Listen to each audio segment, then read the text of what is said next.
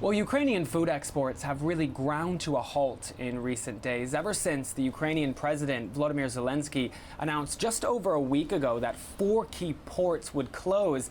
He cited the need to get control over them because in recent weeks, they've really seen their exports drop significantly. They've become the target of a twofold problem. In one sense, the Russian naval blockade on the Black Sea has made it increasingly difficult for ships to come in, fill up with supplies, and carry those outward.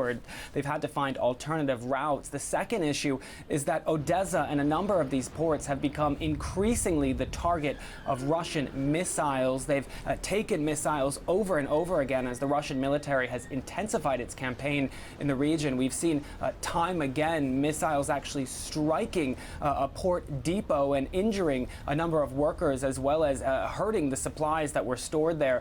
The Ukrainian president, speaking to the media, said it wasn't an easy choice to close these ports because he knows it will have a significant ripple effect on the global economy, but he says at this stage he does not have a choice. For the first time in decades and decades in Odessa, there is no usual movement of the merchant fleet. There is no usual port work. This has never happened since World War II. Without our agricultural exports, dozens of countries in different parts of the world are already on the brink of food shortages. And over time, the situation can become terrible. Politicians are already discussing the possible consequence of the price crisis and famine in the African and Asian countries. Now, Ukraine is often called the breadbasket of Europe, and it very much is, providing key supplies like grain to consumers across the European continent.